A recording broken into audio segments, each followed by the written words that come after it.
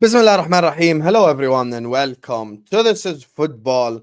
Welcome to another stream, ladies and gentlemen.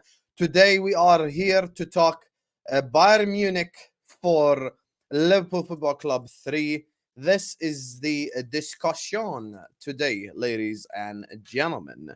So, yeah, we lost in pre-season. We look like absolute crap. So, essentially, this is what we're here to talk about. So, before we get started, because as you can see in the title, who the panelists are, it's about to get heated. So, whether you're watching this right now or on the replay, there's already 200 people in here. We ain't even started yet. Make sure you're liking the video. Make sure you're subscribing to the channel if you're ready to do so. Every single person watching us right now, please do like the video. Please do subscribe to This is Football if you're ready to do so. Keep letting us know your thoughts in the comment section down below. Big up to Gary and Felipe who sent in super chat. Gary says, FSG Out play need sorting ASAP cause it's coming. It's coming. Be patient. Be patient. Soon as the Premier League starts, we will be talking about that playing. You best believe. More than you believe. Big up to you, Gary. Felipe, the Bayern fan. Oh, here we go. We cut you open. FSG in. Let you guys argue as the real big clubs win trophies and you be the best moral club. Also, Mane is gone. Hallelujah. Okay. Felipe, congratulations in beating us on a friendly. We burned down the Allianz Arena and we beat you 2-0 in your own backyard, 3-1, in your own backyard, and we won the Champions League. So hold that. Anyway, big up to Felipe, big up to Gary. Make sure you're slapping the likes, make sure you're subscribing right now. Now, today is one of your favorite shows recently, where we get two Scousers and a wool on. I'm one of the Scousers, of course. So let me introduce the other Scouser, because we also introduced the home team first. So joining us, he can't be arsed doing intros, but I can be, because it's part of the This is Football culture. He's wearing a cap out of respect for his bald Scouse brother. Of course, he's here to speak logic, unlike the other guy. Joining us on the channel, of course, is man like Redmond. How you doing, bro? Going on, Husam? How are you, sir? I am good. Wames, how are you doing? I'm sick, bro. I'm sick. Thank you for getting me back on the channel. Let's get into these owners. Let's get into them because I'm ready. 100%. I'm ready. I'm gonna need the wool to check his WhatsApp quickly. Anyway, joining us as well on the channel, of course, is Turbo Wool. Apparently, his garbage bin is not purple, as a matter of fact. It is green. You guys know him for his bad haircuts and for his happy birthday messages. Make sure you're all wishing Tom Little a happy birthday. He turns 17 today. Man like Tom Little. How are you doing, Tom? Hello. Happy birthday to you. Happy birthday to you. You look like a zoo and you smell like one too. What are we doing here? Happy birthday. Happy birthday, lad. How do you feel? Little birthday gift from Liverpool, 4-3 loss and that. No defensive improvements in that. Honestly, they give me plenty of birthday gifts that I don't want since it's apparently my birthday every single stream I'm on. So, Jeez. That's sick, bro. Nah, that's sick. Nah, think about it. Gakpo done that for your birthday, bro. 100%. Wait, it's actually Jamie Phillips' birthday in the comments. Big up, Jamie, man. Happy birthday, Jamie, lad. Yes, you do share a birthday with Tom. Tom's birthday is today as well. Happy no, birthday. for fuck's sake. What are we doing here? Do you understand how every time I go on a different channel that isn't this one, or James Redmond's, and someone puts in the comments happy birthday, I get wished genuine happy birthdays? Yeah, but I didn't say that's a good thing. Tom, can I ask you something? Would you rather not be thought about at all, or would you rather be on the tip of our minds all the time? Think about it. We just love you. Like, why are you being all thingy about it? Listen, Jamie Phillips turns 42. Tom Little turns 16 today. So happy birthday to him, man. Happy birthday to him. Anyway, listen, 300 people are in the building. Like the video, subscribe. Let's just get into it. Yalla, 100 likes minimum. Slap the like button, subscribe. Big up to Gary Paul. Big up to Felipe. So, James, I'm going to start with it. Actually, no, can we start with Tom today? I feel like we have to. Go on, Tom. I feel like you want to start with me? Hello, Tom. Is it now worth paying the 5 million extra to get Romeo Lavia in? Talk to the people, Tom. Go on. No, my stance still hasn't changed. Because I will tell you why. My stance is not going to change from a pre-season game. Plain and simple. But I don't know if you saw, Husam. David Lynch put out a piece today about the whole Romeo Lavia situation. And in that piece, he mentioned that if Romeo Lavia was to join now, i.e. this very second, Liverpool still wouldn't play him against Chelsea. So there is 0 point in trying to rush through a transfer now when it's going to make no difference. Why is that? Can I ask them? How does Why is that? Why is that? The club don't think Stamford Bridge is the right place to do it. Okay. So he could play if we wanted him to play, but if we bought him, the club wouldn't choose him. Is what David Lynch doesn't want to? Jurgen Klopp doesn't want to throw him in the deep end at Stamford Bridge. Let me raise a question to David Lynch and Jurgen Klopp. Then, who is the replacement for Lavia? Because we don't even have a CTM. I swear, Bajcetic is injured. Oh yeah, no, we don't know who. We don't know who's going to play there instead. But as we do know, Tom. Let's not lie to each other. It's going to be that's piss poor. That's piss poor. I'm not even. Do you know what? I actually understand Tom's position now a little bit more. If we can't get Lavia now, then fine.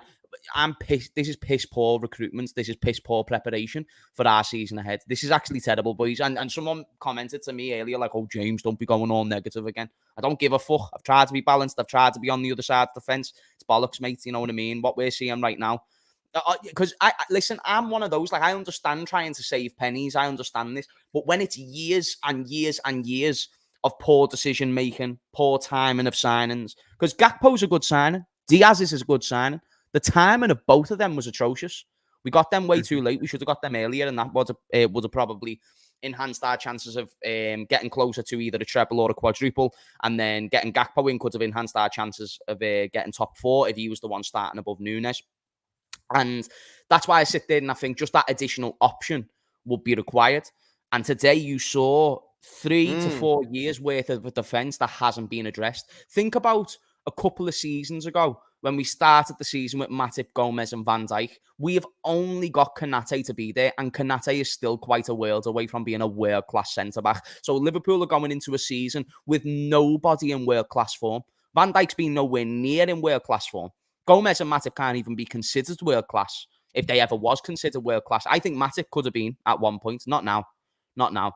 Gomez, I think it would have been premature at any point to call him world-class. And I think it's premature to call Konate world-class. So we're causing ourselves huge fucking issues. And I even though I have the positive beliefs of 17-18, where we score loads of goals and just outscored other teams, if you told me we score 3 goals today against Bayern, I'm expecting us to win that game. Simple as that. That's what a top team does. So it's poor. It's poor. The thing is, like, I think games like today will happen, even if, like, what James is saying is true. Sometimes we are gonna concede that many goals too. Like, we could score 2 and concede 3. We could score like 3, concede 4. It's a possibility, the way that we defended today. And once again, you know, the biggest issue for me is certain people are living in utopia. Certain people are not living in the real world. In the real world, people get injuries. People get injuries. Welcome to the world of football, in which people do indeed get injuries. Now, I want everyone just for 30 seconds to just rethink, relive the moment in which McAllister went down. Just rethink that for 30 seconds. Alexis McAllister, our new signing, went down just before halftime, and we all thought that the season was about to collapse. I thought he had an ACL already, lad. I thought he had an ACL, MCL. I thought he was done for already, lad. Exactly. So just because he fell, just because a one midfielder fell on the ground, we all shat ourselves. So can we look at it now in the grand scheme of things? Is no one going to get an injury? Are we going to be injury-free all year long? Of course not. We are going to get injuries. So because we're going to get injuries, we cannot be that reliant on our starters. And Curtis Jones has been spoken of so much. I don't care if Curtis Jones plays in the 8, you know, to rest McAllister in a game or something. Like, I don't care exactly, Lila, generational trauma. Like, it's just, you know, if we have to rest McAllister to play Curtis Jones, you know, left-sided 8 for a game, I couldn't care less. But the problem is we generally have 0 DMs. So there is no bench option and no starter option. And you look at the center back position, we're probably going to shit ourselves just the same as soon as Konate goes down on the ground. So it's like, damn, like, where do we go from here? Because today, do you guys see the space behind Joel Matip? You could have built a golf course in that space. You could have played some mini golf. I could have gotten Tom over, James over. Hey guys, let's play some mini golf. There's that much space. Could have set out a food table and everything. It's just so much space. It's like acres. I just don't understand how you can look at this team and you're still running the same robotic stuff.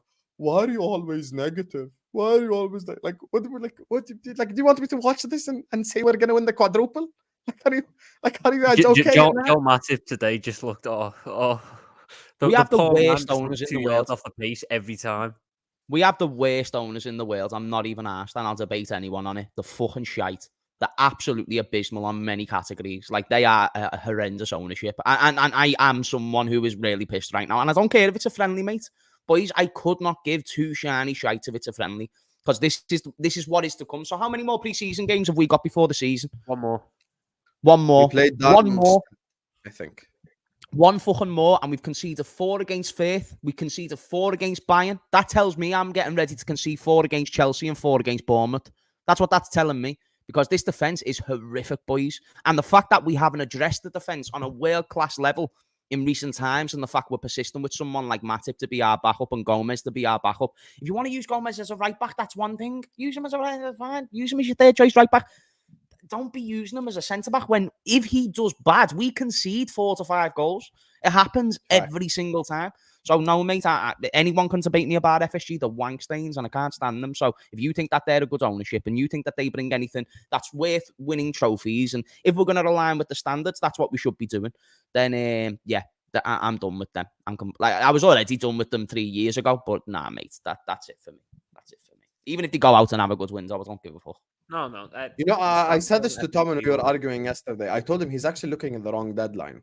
It really isn't about August 31st. It's about August 13th. That's the thing. No, because Husam, that has been made very clear now. That has been made very clear that we are not operating on that deadline. So why would I look at that deadline when the club isn't operating on that deadline? So if we bring Lavia in tomorrow, will he play against Darmstadt? If we bring in Lavia tomorrow, he'll get 30 minutes against Darmstadt and you get 30 minutes against Chelsea. Perfect. We can make that 30 and 45. No. I can survive 45 minutes without a DM. I can survive Sam, 90. I'm not dealing with what we want to happen. I'm not dealing with hypotheticals. I'm dealing with what one of the most reliable Liverpool journalists said, and he said there is no rush on Liverpool's end to complete the transfer because they are not looking at Chelsea as the game to give him Isn't he the same guy that said Henderson won't join Saudi Arabia? I swear he's the same guy. That's Ben Jacobs. David Lynch was not one of there's another Liverpool guy. Isn't this Henderson spokesperson?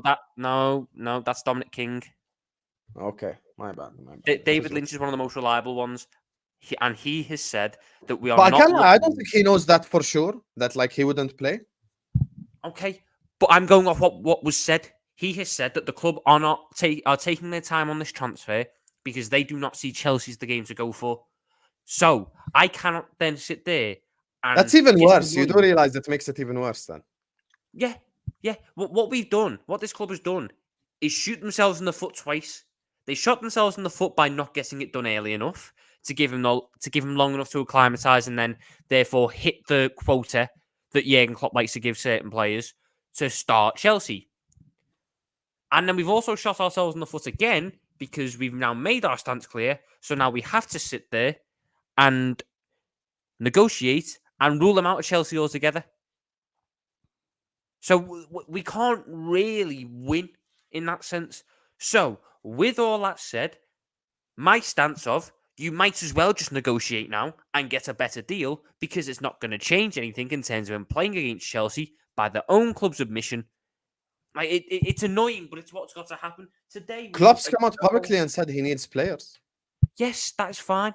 I don't think he disagrees. I don't get people blaming Klopp for this window. I honestly don't. Bullshit. Yeah, I just don't get it. I just don't get this summer. It's an illogical argument. Yeah. It's illogical because Husam, if you break it down on who makes these signings, I can give you examples where Klopp isn't the one who has the majority say. He's not the one who has the final say, and he's not the one who has it over the line. Otherwise, we'd have Jude Bellingham, for instance.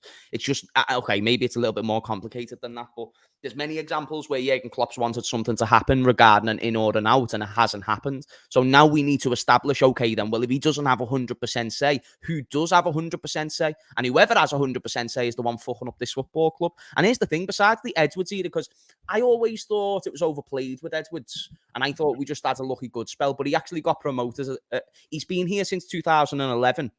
Or was, sorry, but then he was promoted as the director in 2016, weren't he?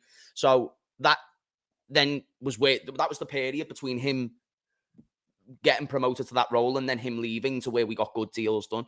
I don't think it makes any difference. I think we should still be making good signings regardless of who's in that position. As long as the finances there. We could get Lavia right now if we wanted to pay 50 million. And it wouldn't have to be this battle where Liverpool don't want to concede defeat on a transfer deal if they just paid this up front. Or if they just went in for the first offer, didn't work. Second offer didn't work. Okay, then we'll pay the 50. We'll pay the 50. It's fine. If this is what we've got to do in today's market, we'll do it. As it means it increases our chances. For some reason. That's what I don't get. No, what it is, the club don't value Lavia at 50 million. That is a very well documented thing. So they value him at 43, but not 50. The club themselves don't value him at 50 million. So if the club, but they value him at 43. Yeah, they value him at, well, they value him at 37 because that was what the original bid was. Wait, the second bid 42, sorry. They value them around 40 to 42 million because your first bid's always a little bit lower than what you actually value them at. The second bid's one to try and get the deal done. They're at 50. We value them at around 40. I don't believe that after all the work we've done, after all the negotiating, after all the fucking tricks we've tried to pull, especially with this Andre thing now, trying to convince Southampton that, oh, we've got another target. We've got this Andre fella. Never seen him play. Apparently he played last night. Some people stayed up for it. I didn't. Apparently now he's the target, even though they're not the same player. You know, it's all just different things. To be honest, I'm sick to death of talking about Lavia, this, that, and that. I will talk about Lavia again when either the club decides to pull the finger out and get the deal done, or they decide to walk away and move on to another target, because it's getting boring now. It's just getting so boring talking about the same things over and over again. The games today, there's a lot to talk about, and I know Husam's thoughts on Andrew Robertson, but I think there needs to be a serious discussion about what is going on with that thing, with Robertson and the role he's playing, because I have a genuine belief that that's an actual tactical instruction from Jurgen Klopp for Andy Robertson to end up in the positions he ends up in and get as far forwards in the positions that he ends up in. Like, that's a genuine tactical instruction, because if it isn't, then serious questions actually need to be asked of Klopp and the power he holds and you know, his management style, because what top manager, genuinely, what top manager sits there and constantly plays a player who ignores instructions to the detriment of the team?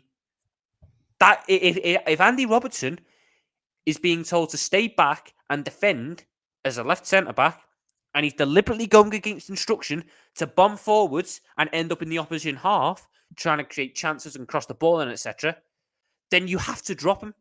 You can't play him because it's a detriment to the team. But there's no sign that that's happening.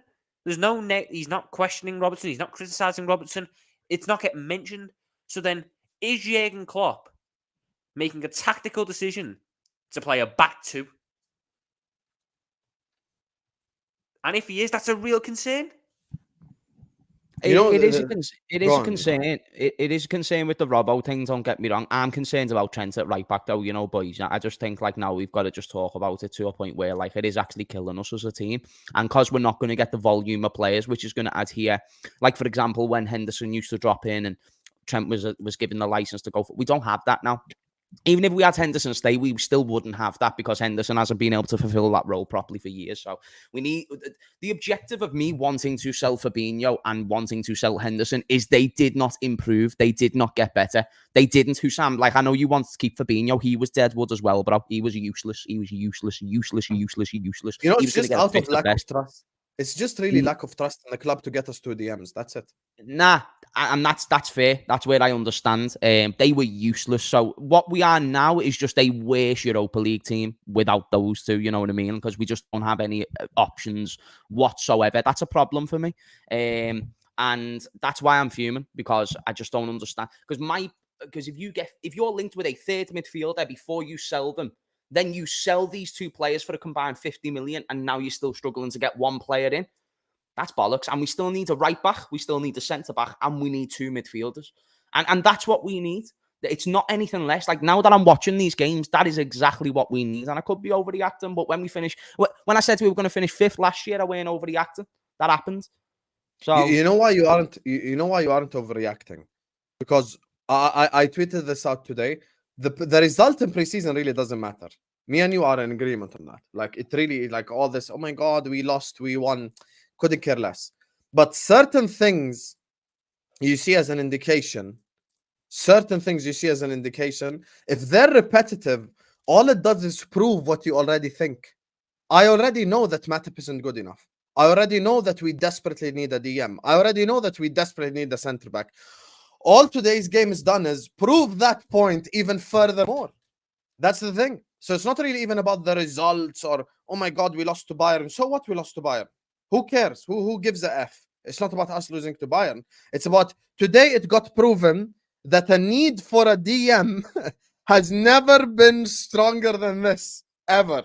Even when Fabinho first came in, we didn't need a DM as bad as we do now. This is like we need a new DM. Unbelievably need a new DM. That's the thing we're talking about. So let's see what happens in the window. Anyway, let me just run through the super chats quickly. Big up to Philip, who says thoughts on Guardiola to City for less than Maguire. Guardiola would have been an unbelievable option for us, but of course, in the words of Tom Little, can he get Zendaya? No, he can't. Big up to Felipe, who says, this has been your worst season in 8 years, and this is how you're moving in the window. That's embarrassing. Feel for your good players. Wasted careers. In the words of Kurdish in the post-match space, how the hell have we actually gotten worse? That's the penultimate question here. You know, that's the penultimate question here. Have we gotten worse? What? No, again, this is where I think the overreaction is coming from. There you are. Our defense looked bad. Our defense looks bad, yes. But how good? Tom, if we play like this in the Premier League, we'd lose by 7-0 every week. Right, okay. So we would concede goals, yes, but we wouldn't lose 7-0 because we have one of the best attacks. We just seem to be glossing over how good our attack and our attacking midfielders are looking. Are we not going to give them any praise? Like, yes, we have reasons to be negative. We have reasons to be worried. But fuck me, I'm sick and tired of doing hours on hours every day moaning and moaning. At least let me have a look at something that's positive, which is the attackers look really good. All our attackers are looking bright. And what? So we're just going to sit there and what? The attack looked good last season. They weren't good last season. We had the second highest XG in the whole league, Tom. Yes, we had the second highest XG. We weren't converting the chances, were we? No, it's not about converting the chances because we never created enough. We never created enough due to the weaker midfield. The quality of chances matters. So are you telling me right now? So you're saying it's suddenly a shock that Gakpo, Nunes, Diaz, Jota, and Salah are a good forward line? We already knew that. No, I'm not saying it's a sudden shock. I'm saying, can we not praise them for how good they're looking? There you are. What do you mean? There you are. You just not answered the fucking question. No, because you with this entire thing, you're talking about it like, you know, we've got like Messi, Neymar, and Suarez. Like, we get it. We have a good attack. And what? So how many times have you heard? How many times have you heard this? I'm gonna answer a point. How many times have you heard the saying, "Attack wins you games, defense wins you titles"? Not too many. And we can win games. We can win. By the way, James already said it to you yesterday. 17-18 Liverpool. We won so many games. But you know what also happened in other games? What if Salah isn't firing? What if Gakpo isn't firing? What if we look like crap going forward? Then we need our defense. We need the tackle. We need the save. That's what we need. Matter of fact, look at 17-18. Soon as Alisson and Van Dijk walk through the door. Just look at 17. And just before you answer that, Gagan keeps saying, Husam, But Sam, Jamie Phillips wants to debate Hammers on FSG. Tell Jamie, DM me on Twitter now. I'll send you the link. I've got no problem with that. So just DM me on Twitter, James. I don't know if Jamie is still in the chat. DM me on Twitter. I'll send you the link. Go on. Nah, I'm happy to debate him. I'm not sitting there saying that the defence is fine and we don't need to worry. This is obviously a concern that needs to be addressed. Hence why I said, yes, before I even started, we know what the issues are. We know what they are. But can we also not sit there and say, you know what? On a slightly more positive note, the attackers are looking good. And for me, I saw today and in the past couple of games, that press that was really missing last season, that was so lacking, that intensity, the way we were winning the ball back, that was back. Albeit it wasn't at the level that we know it can be, but it was back. So what do we do then? Like, I'm not sitting there saying we shouldn't talk about this, and this. But I also want to say, let's give a little bit of credit to the attackers who have looked good this preseason and Which we have done.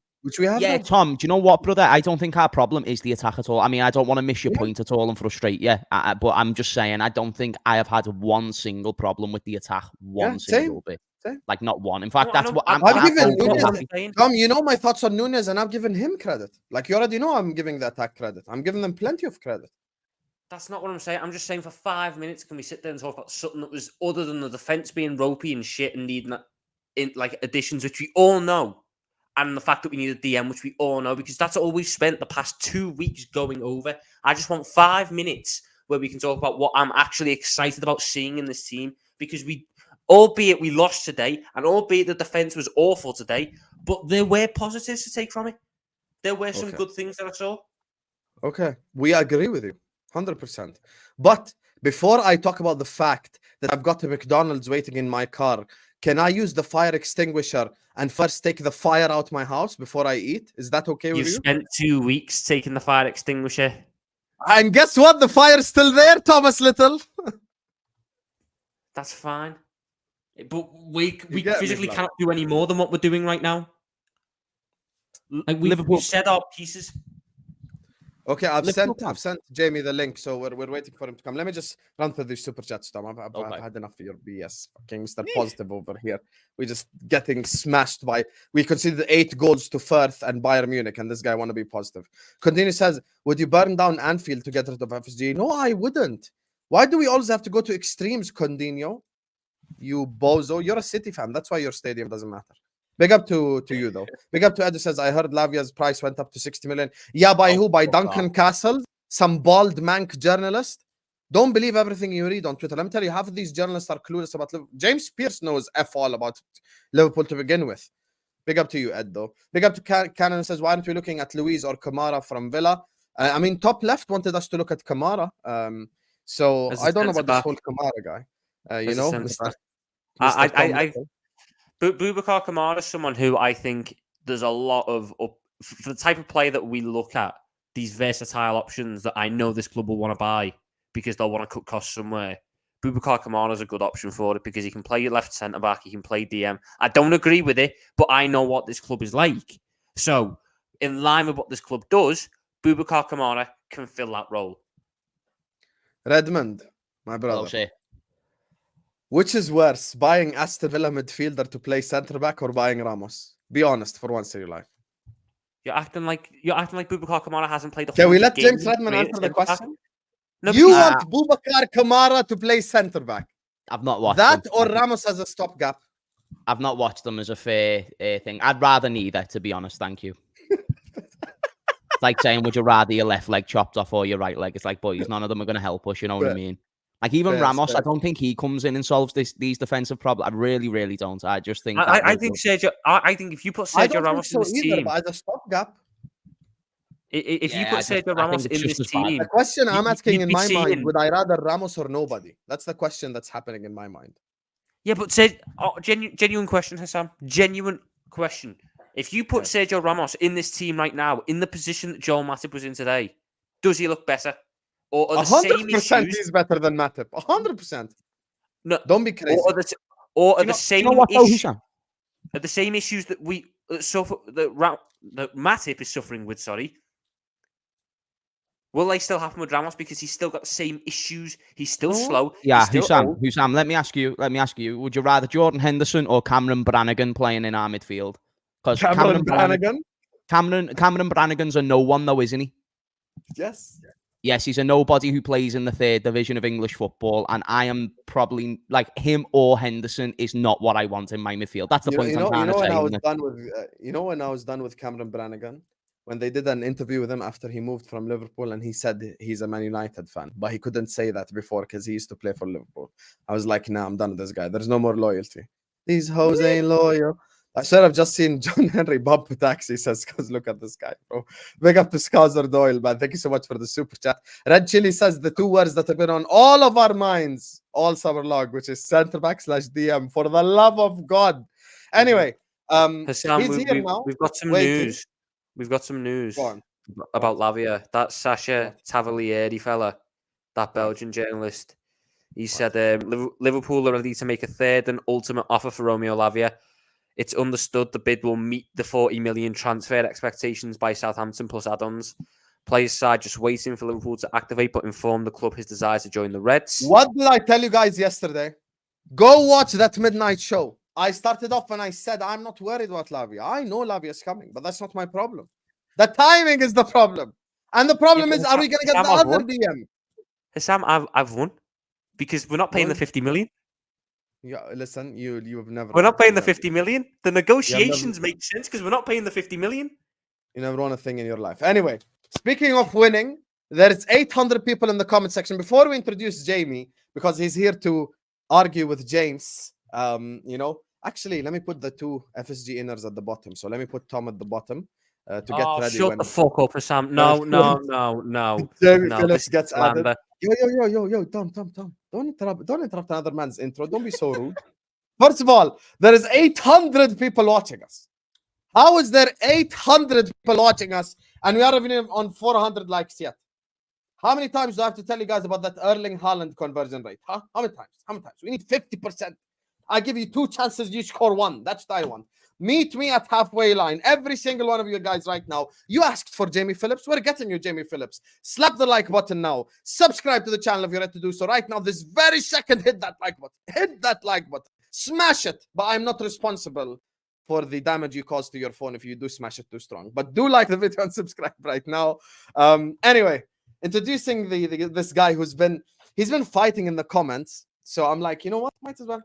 Yalla, let's do it. Let's bring him on. I like people like Jamie. He changes the conversation a little bit. I like it. He brings me a challenge. This is all Klopp's fault.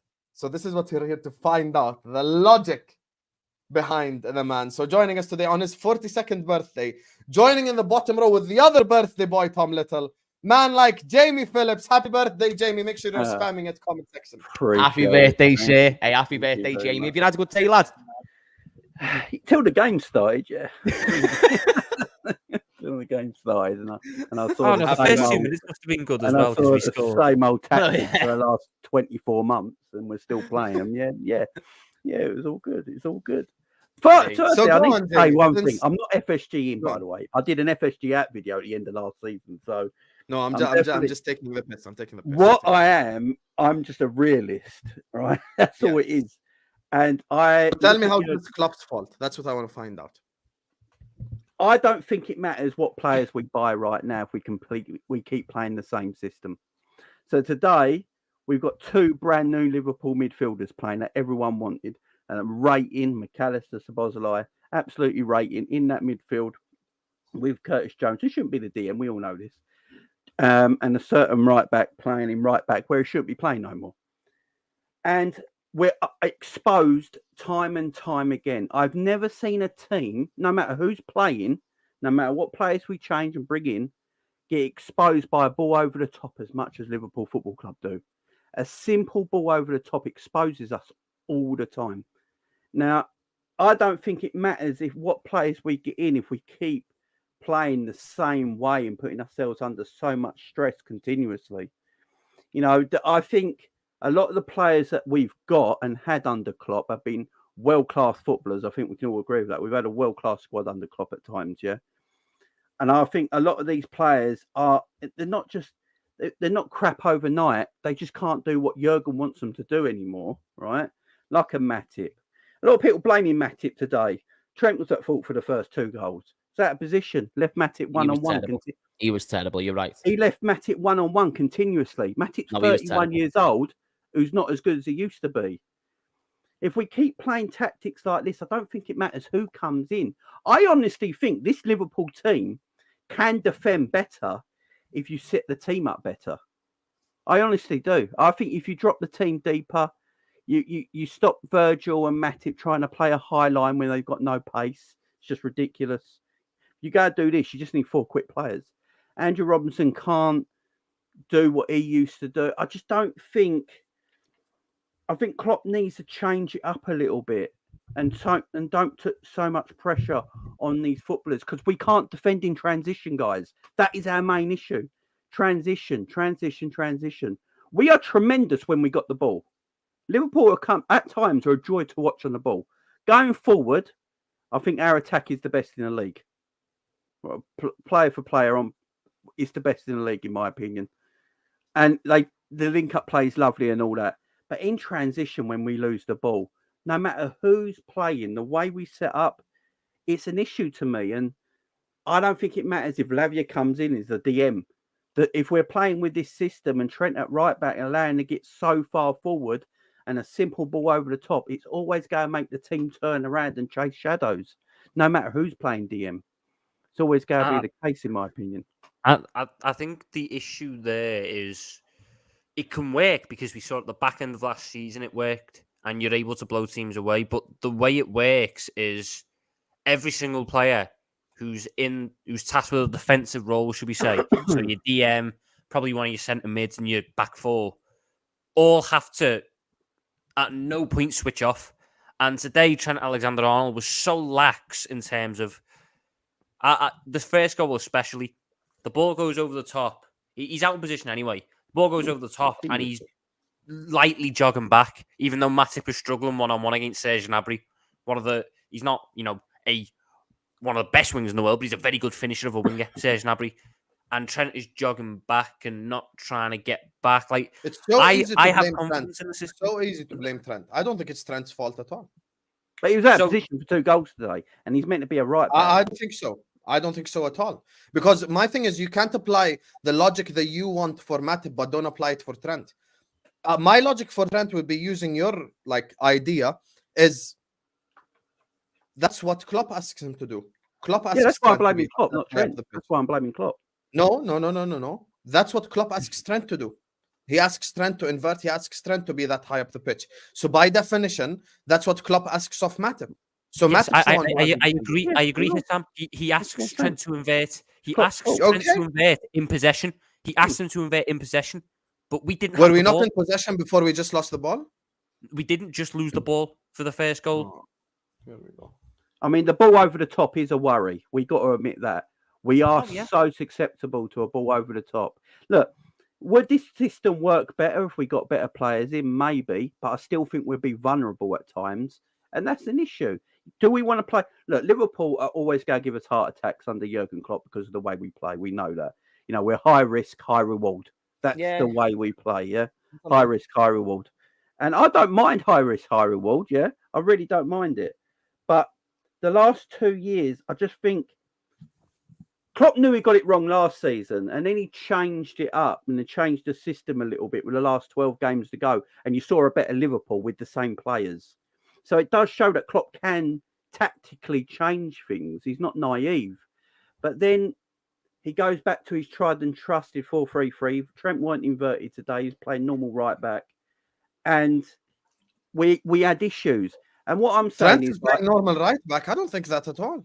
I don't think he was inverted today. He never really went through the middle. He stayed really wide. No. Jamie, I'd say Trent today. I was really confused about some of his position. There was a point in the game today where right wing today. There was a point in the game today, and I'm sure someone in the comments can back me up, where Trent Alexander-Arnold was left centre back in build up.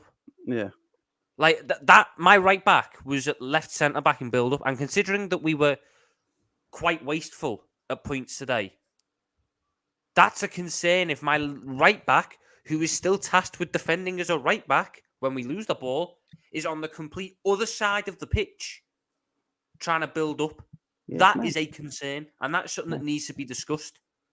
Because that I can't don't. I continue. can't lie. Earlier on in the chat, you said you need a new manager. So your whole thought process is If it carries even on further like along this, than- if it carries on like this, then and the player, if it gets the players in, right? Let's put it this way, guys. If we get all the new players in, yeah, right, and we keep defending with this system that we always vulnerable. Who we eventually gonna have to blame? Because we can't always blame the owners if you've got all the players. So this is the one thing I'm going to say right now, yeah? Go. Jurgen Klopp knows the owners better than all of us. Do we agree with that? Yes. Right. He knows how Liverpool run from the back to the front better than we do doing content, yeah? That's a fact, yeah? So he wants to play a certain way of football, which I am fantastic. Every manager should play their way of football, right? Because that's how you do it, right? So no manager plays the same. Get the players. This is one thing I've always said about FSG. Give Jurgen Klopp the players to play his way, right? That's what you should do, number one, right? But if you haven't got the players, in my opinion, you should adapt your tactical way of playing to the players that you actually have at your disposal. I think we did that. We haven't. We did that for the last 10 games of last season. Yeah. But before that, we didn't. I think we did that for the majority of the second half of last season, which we saw a significant increase. And I think the reason why it didn't work beforehand is a mixture of things. We weren't quite prepared in the attacking sense going into the season. And yeah, this is, so you mentioned there about how Klopp knows the club better than we do. 100% agree with that. Yeah. But the fact that if we're going to dissect the blame across all quarters, so if the ownership takes a bit of the blame, if the players take a bit of the blame and Klopp takes a bit of the blame, I'm not giving Klopp the majority. And that's why I wouldn't let him go. And the reason being is because I've seen it where he's made changes and we've been one of the best teams in the country. There's loads of things that we need to dissect into if we're going to be talking about Jurgen Klopp potentially leaving. So who's the better replacement? And will this replacement come in and get the support required? Because I think Klopp's been the best for the current circumstances, or the circumstances ever since FSG. It's why we never won nothing before he came in. And they've still shown similar levels of this since. And now, if we think of the last 3 seasons ago, we got in with not enough centre-backs. 2 seasons ago, not enough midfielders. You could even argue not enough attackers. And then going into this season, we're going into the situation again with the midfield and defence. So now we've got 2 areas of the pitch which we're heavily concerned about. That is not a Jurgen Klopp problem. It would be a Jurgen Klopp problem if Klopp came out single-handedly and said, I don't want no players. And here's where people will reference last season when he said he didn't want a midfielder. But then 2 weeks later, goes out and gets Arthur. Now, that's why it's important where you said who knows the club better, us or them. So this is where I analyse the character.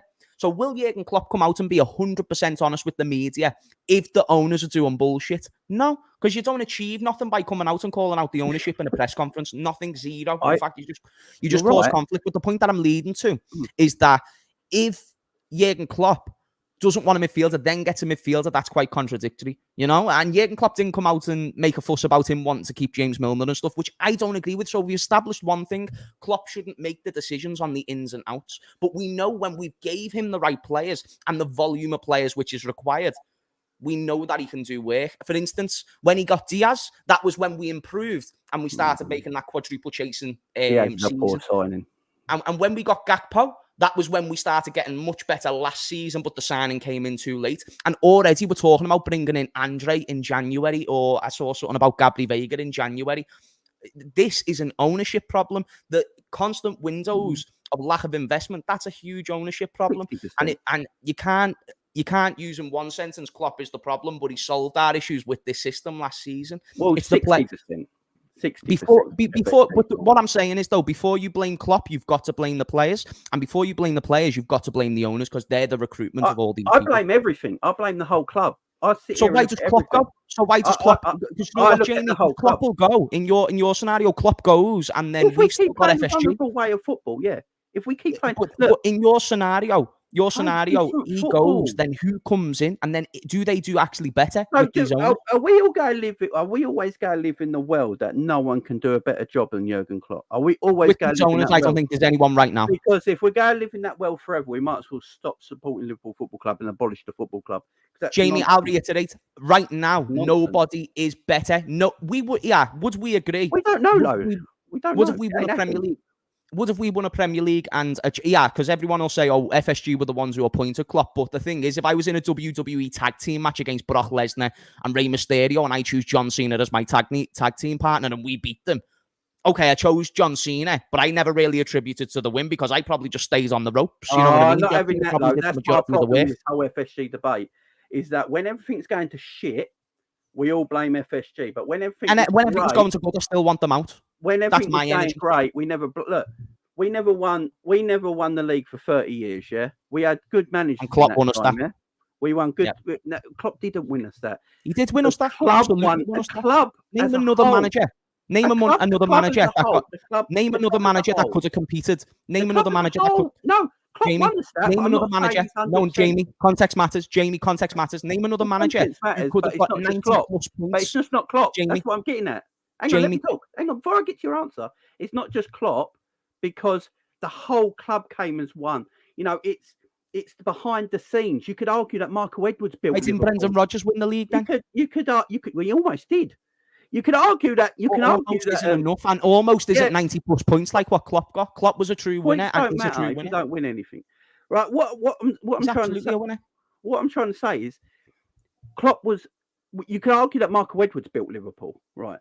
There's an argument there. You can argue that Michael Edwards built this Liverpool, right? You can argue that because he was the sporting director at the time who brought in all these players.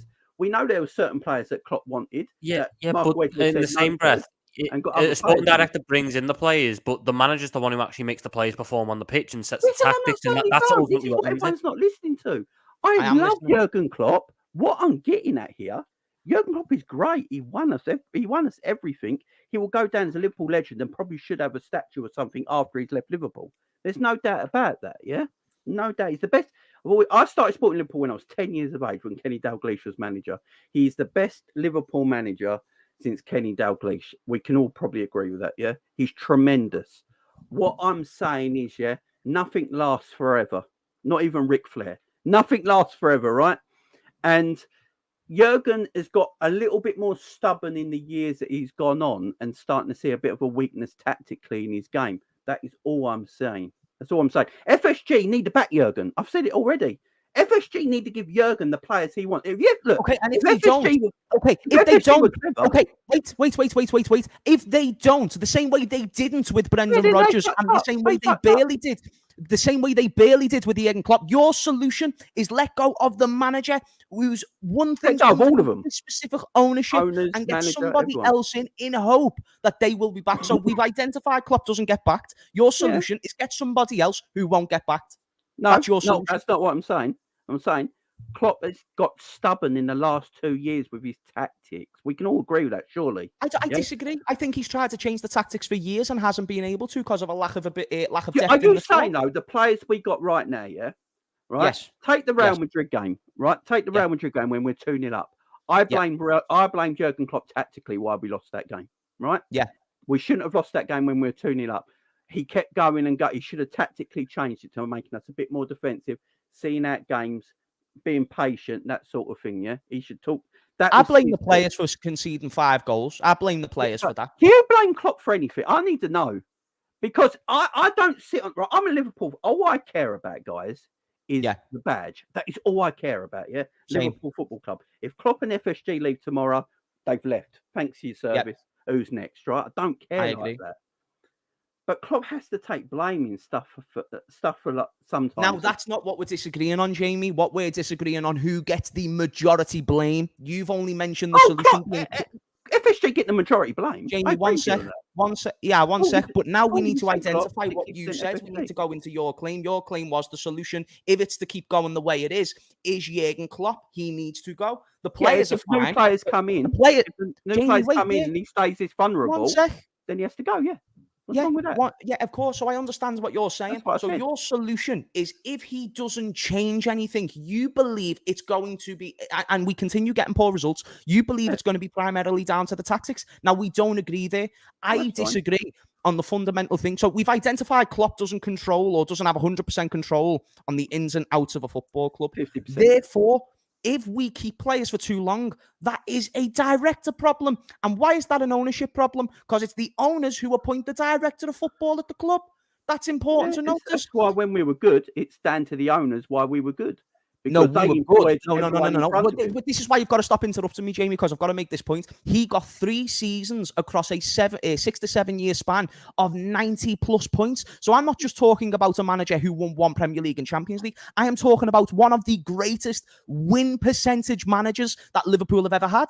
97, 99 and 92 points. It's unheard of stuff. Sir Alex Ferguson's highest ever points tally was 91 points. Is it because he was a bad coach? No. It's simply because he's a great coach. He had great reinforcements. He broke the transfer record like 5 times and he was able to get that back and therefore constantly being able to switch the squad. Jurgen Klopp doesn't have the same control. Because he doesn't have the same control and the same depth, he doesn't have the flexibility to change around with the tactics as much as you want. And if he did change the said tactics, I think we'd get worse because I think we've got a lot of terrible players with big names. That's why I wanted Henderson and Fabinho gone. And Jamie, go on. I just want to say one thing. Here's my thing. This summer specifically, we've heard Klopp come out in interviews and say he wants players. So it's like the same thing that we criticize him for, which is, oh my God, he hasn't said anything publicly. Well, this time he came out publicly and said, we need players. We need players in this position. We know we need midfielders. Now, knowing Jurgen Klopp, which we all do, he likes to get players in before preseason. Now, Tom's going to jump on the mic and go like, but he said it's not realistic for us to get them on. Yeah, it's not realistic because of the ownership. That's the point. Because Romeo Lavia has been available from the start of the transfer window. It's no secret that Lavia has been available. Yeah, now the conversation was we're gonna get Lavia whether Henderson and Fabinho are here or not. So it wasn't a thing like, we're waiting on Henderson and Fabinho to leave to buy Lavia. So Lavia is supposed to be here 3 months ago. Lavia was supposed to be here in June. When McAllister and Szoboszlai signed, 3 days later, we get Lavia, regardless of whether Henderson and Fabinho are leaving or not. Because this entire summer was dubbed not by Husam, by Paul Joyce, and by the biggest Liverpool journalists as a rebuild and a war chest summer. We're going to spend so much money and blah, blah, blah, blah. So my point is, these players have been available. Jurgen Klopp's not out here. By the way, our options keep going down and down and down. And you can't tell me that's Jurgen Klopp's fault. Because it started with Jude, and then we went to the Chouameni thing again, and then there's the Caicedo stuff, and then we keep going down. Jamie, if you agree with what Husam just said, how do you expect Jurgen Klopp to have the flexibility? How do you expect Klopp to have the flexibility of options to be able to just change the system? In thinking maybe we might actually get worse if we do that. It's because we don't replace the players quick enough, bro, and Klopp doesn't have control on that, so that's not his problem. I've said that on my show plenty of times. I said it yesterday in my show. FSG need to back Jurgen far more, and I agree. Look, if they don't, is that Jurgen Klopp's fault? Not all the time, no. If FSG had brains, they would do this. They would actually give Jurgen all the players he wants, and if Jurgen then don't succeed with the players they gave him, then FSG can make a choice on what they want to do.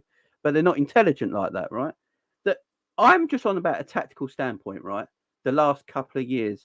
I honestly do believe if you've got players you don't think can do what you want them to do in the tactics and system you want to do, and it's costing you games and losing your games, change it up. He's tried that. There's 2 things that he's tried to change. Though tactically, we brought in Thiago. Thiago was brought in to be a different tactical option. We were heavily successful with what we like to call working midfield. Just 3 people who ran around. We never asked them to break down teams. They were there to run around. Thiago went like for life. Yeah, Thiago came in and he was seen as the wild card. He's the one you're going to put in, and his range of pass and his tactic. He's going to break down such and such, and it didn't work. We never got it right, and it didn't work. So then the year after, we tried it again. We went right. We're going to try and keep Naby Keita fit for a season, and Thiago and Keita will work together. And we had to do that. And Tom, just to pause you, we had to keep Naby Keita fit because we couldn't afford to sell him and we couldn't afford to replace him in turn. So the owners would have absolutely wanted that signing to work. The same way Man United wanted Harry Maguire to work. So then what happened then was absolutely we managed to keep Keita fit for the majority of the season. A fucking miracle. We wasted one of our only miracles you had on the Jurgen Klopp on fucking Naby Keita's fitness of all things. But we got Keita fit for the majority of the season. And when you had a midfield 3 of Thiago, Keita, Fabinho, we done really, really well.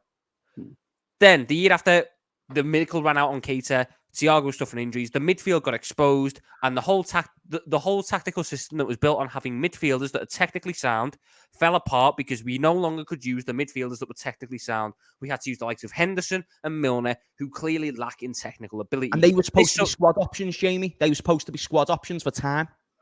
And then the one thing I will agree on with you on Jamie is last season he wasn't smart on the tactical changes. He took too long to do some of them. He retracted some of them. He should have stuck with the diamond for longer because that seemed to work. He changed back from the diamond back. When you're working with shit, it's probably going to be a bit confusing. No, do you think it's that shit? Do you think the squad is actually that shit? I think we're terrible. I think we've got way more abysmal footballers than what we take credit for sure. Right. So Liverpool's most successful front three since 1990 is Wijnaldum, Fabinho, and Henderson. Agreed? Sorry, front three or midfield three? Midfield three. Midfield three. Midfield three. Yeah. It's Henderson, basic. Genie, not basic, but not world class. And Fabinho was probably... It was more systematic for sure, right? Yeah. But that was Liverpool's best midfield three since 1990 because it won Champions League and Premier League. You could argue if it weren't for about 3 millimeters, we would have won the Premier League and Champions League double that year as well, right? Yes. For me, Liverpool, the best football Liverpool have ever played under Jurgen Klopp was actually the year we won the Champions League, in my opinion. I agree. Not the Premier League winning season. I agree. And that was a functional side. It was a German side. It was efficient, right? It was pure German. If you look at old German national teams, that's what Liverpool were. Super flaming efficient. And that's what I want Liverpool to go back to under Jurgen Klopp. I feel like Jurgen Klopp is trying to play Dutch football now. Yeah. And that's the issue I've got. Go back so to you just think, Jamie, can I ask something? way. Jamie, can I ask one thing? Did you hear the contradiction in what you said? Because you've just said that. Yes, I probably have contradicted myself. I agree. Now let me point out the contradiction. If you want to hear, you can disagree with the contradiction, but you need to hear. Nah, but Jamie, you need to hear the contradiction to disagree with it. You just said there, I wish we went back to that heavy German style of play. When in before, what you were saying to me is that Klopp needs to change it up. When we give you an example of how we tried to change it up and it didn't work because Keita got injured, Oxlade got injured. Think about the type of midfielders that we've got right now. McAllister, retention type midfielder.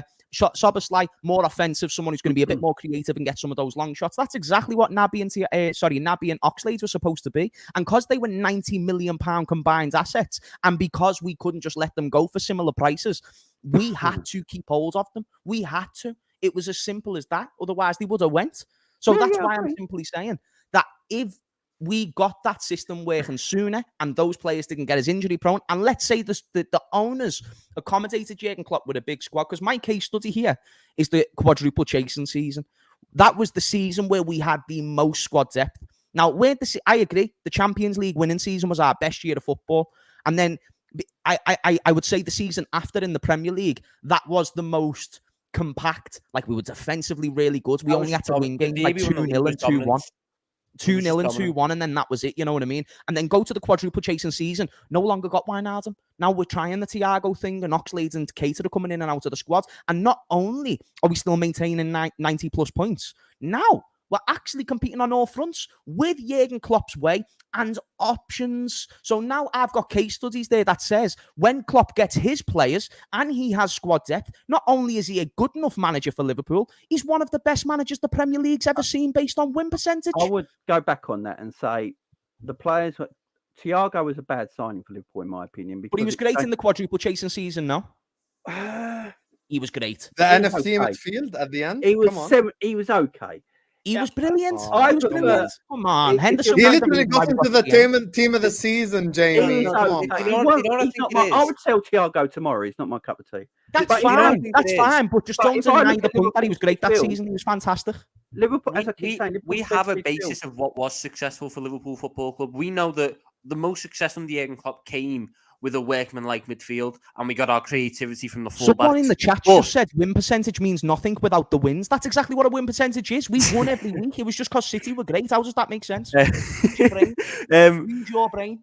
Sorry. And you all tell us Pep Guardiola is the greatest manager of all time. I'm the only one with a gold medal against him. So where do we go from here, my brothers? Because what uses... Oh, sorry, Tom, carry on. I've got so much to say. I wish it was just me and or you speaking honestly, because I've got so much to say. Our success when, like, in years was when we had a workman-like midfield. But the reason our midfield didn't do anything was not through much choice. We had actually... This is what's funny. we tried to actually tactically change, but Oxlade-Chamberlain got injured. Do you remember when Oxlade-Chamberlain played? And Oxlade-Chamberlain was more attacking minded. So we've actually tried to have that attacking minded. And Ox was balling. Speak on it. We've tried to have that attacking minded midfielder for at least 6 years, but it's never aligned for about 3 or 4 different reasons. Now we've added the piece to the left, which is Szoboszlai, which is your attacking-minded midfielder, which Jurgen Klopp has wanted. And you've got your piece to your right, which is your ball retention midfielder in McAllister. This is the most tactical change he's managed to produce, and this is closer to what he originally wanted. We always said about the midfield, it was effective. That was what it was. It was effective, but it was not a properly good footballing midfield. And unfortunately, whether we like it or not, times have moved on. And football now, every single top team around Europe plays a more football-oriented style. They're all trying this inverted stuff. And in the same way that the argument that I hear back is, oh, we don't want to copy teams. Top teams copy each other. Pep Guardiola copied us with what we had with Bobby Firmino and how the false nine opens up your wingers. Yeah, he copied that with Jesus, with De Bruyne, with he used about 5 different players in there. It's now our turn to copy them. And the difference is we have the perfect piece. If we want to invert the fullback, we have the perfect model for that inverted fullback in Trent Alexander-Arnold. You just don't have the options. Comes with surrounding the perfect pieces with the correct supporting pieces. That's right. We have had a permanent issue with not doing that for loyalty reasons, for financial reasons, whatever it is. And part of that blame will go into Jurgen Klopp. Part of that blame will go into FSG. But as it stands this summer, Jurgen Klopp has done more to convince me that he has changed and he has shown me that he's willing to make sacrifices than what FSG have done. Hello, Tom. What? So you don't want Amarim anymore? Ruben Amorim. We're not going to discuss Ruben Amorim. I still have my stance on Ruben Amorim. That manager's jank. But look, I can admit defeat, guys. Just before we carry on, Jamie, just before we carry on, let me just run through the super chats quickly before we carry on this debate, because this has been a good one. If Robinson stayed back and played his role, do you think we would have had a better game? And if 40 million, who would you want as the left side centre back? What is his role? What is his role? Because I still stand by the belief that Jurgen Klopp is telling him to do this attacking stuff. Oh, Robbo's done. He's finished. Need left backs. I don't think Robertson could play this new position. Personally, I'd sign Inacio. If you would go to a lab and tell me who I'd sign, Jono, I'd sign Bastoni, but he's out of our reach. That's Tom Little and Zendaya all over again. Big up to you, John. Thank you so much for the super chat. Unfortunately for him, he don't look like Tom Holland. Big up, Jono. Khaled says, Klopp ended the game on the 75th minute. He didn't care. Yeah, he didn't care. And that's fine because it's preseason, nor should he care. But we're talking about the other things that surround the game, the ideas that surround the game. It's not necessarily the result, because who gives a F? Akhi Husam, I think Robbo needs to be better disciplined. If Trent is inverted, Robbo was out of position on multiple occasions, 100%. Robbo positionally needs to get this thing correctly. And this is exactly why Jurgen Klopp has come out publicly and said he wants a centre-back and a midfielder. So he's publicly said this. It's not some sort of secret. Get him his players. Get him his players. Big up to Sidi. He says, big up, we're finished, but let's enjoy the journey. Damn, Sidi. That don't sound like an enjoyable journey. But big up to you. And big up to Rod, who's just sent 2 super stickers. Big up to you, Rod. Thank you so much. And listen, just a bit of housekeeping. There's almost 900 people watching us, approaching 1K, my lovely people. Make sure you're slapping the like button. Make sure you're subscribing to the channel if you're at. This is what happens when you get Jamie in the show. Viewership goes up. You know what I mean? That's what happens when Jamie arrives. Jamie's out here planting his biceps on his birthday. Tom can't do that. So make sure you guys are liking the video. Make sure you guys are subscribing right now. Big up to City, Rod, Ed, Condinho, Felipe, Philip, Gary, Khalid, Jono, Red Chili, Doyle, Cannon, Gagandeep for the super chats, and Terence Tibbs, who says, I hope we get #1 so FSG out trends. I'll spark John W. Right now. I think you meant no one, Husam, not #1. Terence, you're mad. You're mad for that. Don't do that. I know you're scouts and stuff, but like they still wouldn't forgive you if you punch a billionaire. He'll probably have you locked up for 40 years. So be careful, my brother. Be careful. But love to you, Terence. So my thing is, I just want to say one thing, and then we carry on with the debate altogether. Here's my thing, right? The criticism of Klopp is he hasn't spoken stuff like this publicly. I look at this summer and how low in levels we're going from original what we wanted compared to now. And I look at Jurgen Klopp publicly coming out and going like, I want a midfielder. I need a centre back. I don't know what more the guy can say. I honestly do not understand what, do you want him to come out and go like, hey guys, you know, Matip's actually crap, by the way? Like, he's not going to say that. He says, I want to. It's not productive saying I need a right back, a centre back, and this and this and this, because it's just putting someone in the mud. You know what I mean? Exactly. Like, I don't think that. I don't think Klopp needs to speak to get FSG to spend. I don't think that's necessary at all. I agree. Jamie, you were going to has spoken. That's the worst part. He's actually spoken. Yeah. Like. I want to know what the point was that Jamie was going to make as well. Before you read the super chat, do you remember, Jamie? Oh, look, no, I can.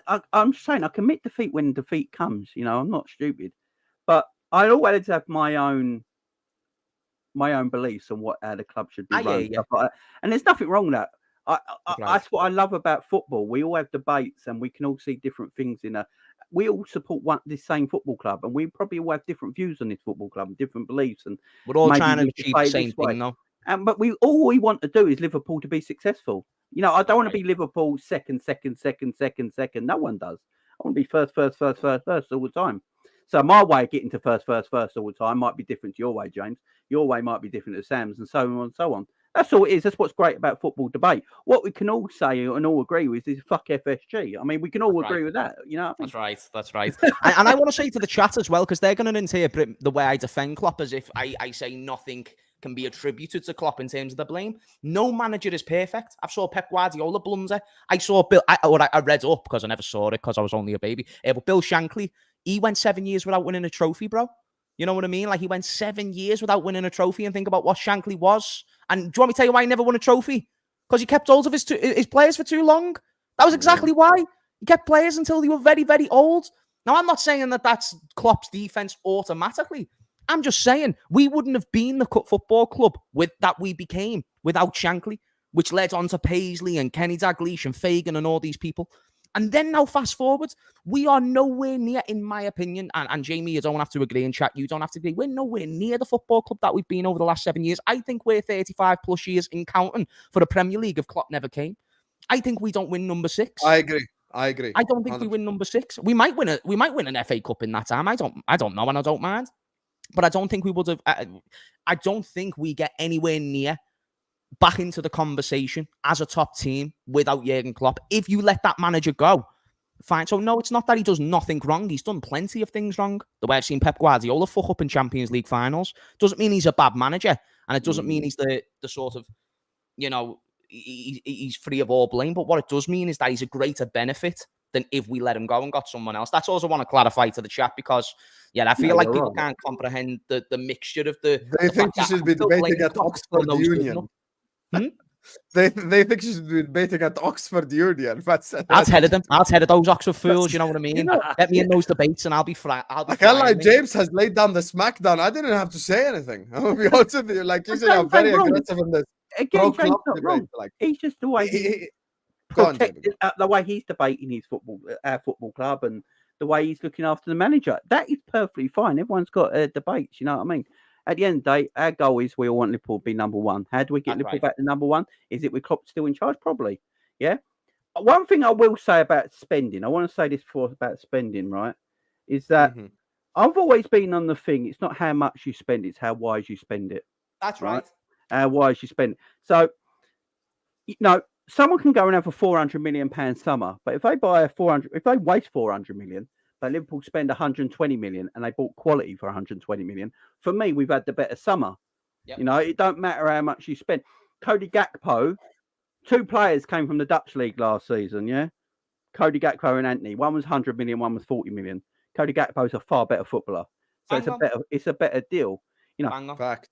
I mean, I'd have Doko for Anthony right now, to be honest. But Ben Doak's got a bit more end product than him, to be fair. Liverpool, what? Ben Doak's looking exciting. He looks good, man. He looks. I'm not gonna lie. Bro, boys. Just know, I told you about Ben Doak 12 months ago. I've known about this Ben Doak guy since he played at Derby. Okay, he's got to stay, Derby. He never even got a goal or an assist that game, and I still. I've known about him since he first spoke on my Spaces. That's how long ago I've known about Ben Doak. So let's not. He's literally on the channel right now. How can you Man's got a disrespect fan him out like there, that? man. look, Big up Ben Doak. it's actually bad that it took me that long to clock Husam on. didn't even know who Ben Doak was 12 months ago. No, I did. Good He's man. literally Yeah, on the channel, bottom right. Would you let So- him go, so- guys? Would you keep him in the squad next season? Would What? you keep him in the squad next season? Oh, or would you Ben keep him Doak? alone? I'd keep him in the squad personally. Keep Oh, him. 100%. Europa League's is competition. Yeah, Europa League. He's gonna tear up all these Toulouse defenders, all the Bratislava defenders. Like he's gonna tear their ass off He's a Sam, talented why boy. is your go-to always fucking to lose? because they're in pot 4 of the They're Europa League. probably top four. Yeah, there you go. So it's a possibility you end up with them. Yeah, but they're a French team now, so like everyone kind of knows that you need to go for like the Dnipro 1 or something. The properly out there teams from the back arse countries that you've probably never out heard there from. to go for is Baka Topola. I just say the team from Kazakhstan with train stations in the middle of the pitch, you know what I mean? That's Oh, what I lad. go for. They're actually in it as well. They're actually in the Europa League as well. Like they're fully in it. It's not even a joke thing. Like they're So actually we're in gonna it. miss Ben Doak's goal because the fucking 837 locomotive is driving past. But Ben Doak could go on and score goal of the tournament, but we're not going to see it because some coal train's just driving through real quick. Where was Liverpool's atmosphere today? The fucking train was interrupting it all, you know what I mean? You know what's mad? Europa League's own Twitter handle just keep commenting everything on Liverpool. They need to fuck off. Nah, they need to fuck off. We are the Nah, biggest boys. They're getting on my nerves. Nah, I don't know if the any biggest club user, in their I don't know if any competition. user go to hacking, but we need to find out who's the admin, and then we need to get them. They We need us. to get them. That's what it is. Europa League. We It's don't so need them, but annoying. they need us. They're doing You know, I posts. don't know why they They're keep doing adding posts. us. They're doing posts that the club does. What are they Yeah. doing? Celebrating Van Dijk getting captaincy? That's bullshit. They're posting Salah in an ice bath. How does that relate to the Europa League? No. They're doing posts about 6 years ago. Liverpool signed Andy Robertson. He's never played a fucking Europa League game in his life. In his career, he's never played He's one. never played in it before. They're doing celebrations. He has posts 'cause he zero signed Europa League 6 years appearances, ago. That's bro. incredible. What That's is it? I incredible. I don't honestly, get like that. Like, you know, we don't have that type of relationship, Europa League. Leave me alone. Stop atting me. It's so you know what irritating. it's like? It's like that lad. It's like that lad, that ugly lad, who somehow manages to pull a decent looking bird. So all he does is flaunt it. The bird's on every story, 5, 6, 7 times a day. He can't get enough. It's just that's It's like all when he your high talks school about. crush accidentally likes your Instagram photo, you know what I mean? Yeah, And and you're thinking, that's "Ooh." what they've ran with. I've Liverpool never had that ended up in problem. this competition, and they are running with it like we are the Europa League. They're Oh, running with it big like up we want them. to be in the Big up. competition. We're big up It's a there. We're one-way relationship. we're the biggest team in that competition to Sevilla finish third in the Champions League. Do you know what it is? They're going to Have be you really seen the shocked when they coefficient see points Kelleher for and teams Ben in Doak there? as our first team. They're going to be so shocked when they see Kelleher and Ben Doak on our first team. You know, poor Europa League. They think they're going to see Salah and Van Dijk and Trent. They don't know. They don't know. They're about to see Gomez. They're about to see all these guys pull up in the Europa League. It's One thing, it's crazy. because I've got to go quickly. One thing I'll say before I go, this FSG stuff. Look, what annoys me. This is what annoys me, and I don't know if you guys will agree with this, but when we actually go into the transfer market and do business, we do bloody good business, and Sometimes. that's what annoys me. You know, we can get great players. You know, good gems and stuff like that, and the scouting department obviously got an eye for good talent there, and that's annoying because there's so many players out there. I feel like that are you know, there's a lot of players out there around that 30, 40, 50 million. They're actually really good footballers that would improve Liverpool. But I always call them FSG transfers. Why aren't we going for them sort of players sometimes? You know, and that's what annoys me because I do feel like Yeah, when but we go that's in the where me and market- James's anger comes from. Stuff like Yeah. that, Jamie. Yeah. Because it's not even we're not sat here asking for Mbappe. No, We're asking, get me the 30 million people that you love, get me a midfielder from that like money sort of thing. Like just get four of them in. get them to me. Why am four I of them in. waiting? get Yeah, four of why are them we in, waiting? then that's like 120 mil, ain't it, or whatever it is. I mean, that's what FSG spend every summer. So, you know, that's perfect for them. Just I don't understand. Like the Lavia Exactly. thing's mental. You know, I want Lavia because I think Lavia's got a really high ceiling, could be potentially class footballer. So I think we should be going to get for him. I can understand FSG and Liverpool's thing of not wanting to match 50 million for him. I do get it because he's only played 35 games in his professional career. And I understand the club's point of view, going 50 million for, you know, that's half the price of Rice, who's got a much bigger career behind him already than a guy who's played 35 games. So I understand the club's point of view. But at the same time, it's the club. The reason we have to pay 50 million is because the club are so reactive and not proactive is that we got to now do that because we just sold Fabinho and Henderson, and we should have got a DM last year, so we weren't in this situation right now. We're not learning from our mistakes. That's the worst part. We're not. Yeah. To be honest, I could see this Andre fella. I know that like Melissa Reddy's, she was the one who first broke it, and now she's counteracted herself because she said that we were only going to get one, but now apparently we want both. So I could see this Andre fella being a January signing because apparently he's like half the price in January. So maybe that's what they're planning. But still, then we're going to go 6 months with Lavia and Bajcetic as your DM options, which I think is a little bit dangerous. You want to know how starving this fan base is? Yesterday, 70% of the Liverpool fan base stayed up to watch Fluminense just to scout. I feel sorry for the ones who stayed up for that and saw that leg break. That leg break was horrific. Wait, there was a leg break in the game? Yeah, go and check it, man. It's horrible. Oh, really? I never even known that. Wait, it's Andre. It's horrible. No. You remember Marcelo, the Real Madrid left back? Yeah. He broke someone's leg in like some. Did he? Yeah, lad, it looks awful. Oh my god! A leg is not supposed to do what. A leg is not supposed to do what this lad's leg done. Lad, he's been chomping that Brazilian beef for Marcelo, Annie. You know what I mean? It broke from the kneecap. I need to watch that. Let me see that. Actually, I like stuff like that. Oh no, I need to watch that. You know when you put spaghetti in a boiling hot pot, and the spaghetti starts to bend. That's what his leg did. I didn't see it. I didn't see the leg break. Part of me is saying you need to see it because it's that mad. Another part of me is saying it's that vile. You don't want to see it.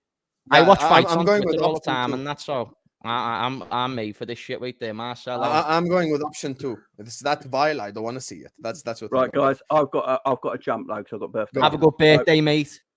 Thanks. Big up, Jamie. Where can people find you before you hop off? Jamie Phillips Football Chats. That's where you can find me. I'll be live tonight at 10 p.m. if anyone wants to come over and have a watch. So yeah, I'll be live. Sorry. Look at the way his leg goes. Right, see you later, guys. Enjoy the rest of the Jamie. See you later. Love it, Jamie, lad. Look at the that way his is leg fucking goes. Wild. Yeah. Well, in Marcelo getting stuck in. Let's sign Marcelo, boys. He got sent off for it as well. Oh, really? The second leg. That is a crazy thing to say. Big up to Cava, who says a club which have lost the league twice with 1 point still haven't learned a lesson and didn't comprehend the importance of 3 games. This is the point I was trying to get to Tom Little's head yesterday. But sometimes his head is so thick and there is steel coverage on his brain. He doesn't transmit information well. He just doesn't transmit. His brain starts being surrounded by stainless steel and you just cannot get information into his head because he's just so stubborn sometimes. Every point matters. That's why I wanted us to beat the shit out. Right, okay, Husam, I agree. Can I just wait there? Do you know before you two go? Can I just say something to the chat because they're all being wet wipes? Chat, I'm laughing at how bad it was. I'm not laughing at the guy. I'm not laughing at his downfall. Okay, I didn't expect it to be that bad. Stop being a bunch of pussies. Anyway, carry on, gents. My point isn't that we should throw away the game against Chelsea. You know my stance was I want Lavia in for the first game of the season, so he's an option. But I also believe that the current squad we have, albeit as open-ended as it is at the back, we are wider than most. I could say so many things about it because we are that wide. It's still good enough to beat Chelsea. Because Chelsea, I believe, are still in a worse state than us. It was not good enough to beat Pearce, Tom. Okay. Pearce. You've never heard of Gravenberg Firth in your whole life. So, again, Husam, no, because you're going to be disingenuous now. The first half 11, which was mostly starters, beat them and kept a clean sheet. It was the second half 11 of Matip, Gomez, Tsimikas, Quansah, Adrian in goal that held 4. We are not going to start Adrian at Stamford Bridge. We are not starting a centre-back partnership of Jared Quansah and Joel Matip. We're starting Van Dijk and Konate. That defence, when Van Dijk and Konate have played together so far this pre-season, have conceded 1 solitary goal. They look okay together. They are in look the good enough to get championship, job done Danny. in one They're in the game. championship. They're in the championship, Danny. They're in the championship. Anyway, Tom, you know, me and you, we're gonna have plenty of fights this summer. Don't worry. This August thing is about to get heated up. This Husam versus Tom Little rivalry. Ooh, it reminds me of the Husam versus Ben rivalry. One-sided. It's just me kicking your ass. Anyway, we're gonna wrap it up here because I don't wanna, you know, have a whole movie. I want the guys to be able to enjoy the replay. There's 800 people watching us. Before you head out this channel, make sure you're slapping the like button. Make sure you're subscribing to This Is Football if you're ready to do so. Big up to Gary, Felipe, Philip, Kundinu, Edrin, Sidi, Rod, Khaled, Jono, Red Chili, Doyle, Kanan, and Gagandeep for the super chats. Big up to you guys. You guys wanted Jamie on. I can't lie. Jamie came on. We flogged him. We just destroyed the guy. Poor Jamie on his birthday as well. Even on Tom Little's birthday, every day I destroy him. So nah, he's a sick guy though, Jamie. I hope he has a belt of birthday, lad. Yeah, I hope he's having a good time at least. Make sure you guys are liking the video. Make sure you guys are subscribing right now. We're gonna go around the lovely panel. They're gonna let you know where you can find them. James Redmondinho, where can people find you? James Redmond TV. We just laugh at people's legs getting broke and we talk about football. And yeah, man, just come. Just so unnecessary. So unnecessary. Look at this guy. Big up to you, James, man. When are you going live today? I watch the UFC, man. Come on, I'm hardcore like this. JRTV, James Redmond _97 on Twitter. And yeah, man, appreciate the chat. Are you going live today, James? Yes, at 10 p.m. solo chat with Make sure you go tune into his live video. Tom Little, when's your next live? 2025? No, I think it'll either be late today, like midnight tonight, or tomorrow. Where can people find you? Tom Little the one on YouTube, TikTok, Twitter, the works. I've just seen a lovely little bit of news about Chelsea that obviously Moises Caicedo's at that bid. It's from a Saudi club, so the Saudi club are trying to get Caicedo and they're willing to pay loads of money. So Chelsea are considering their next option for the position. Who? Tyler Adams. What I tell you about Lavia? I told you I spoke to his personal friend and he's coming to Liverpool. Listen to Husam, please.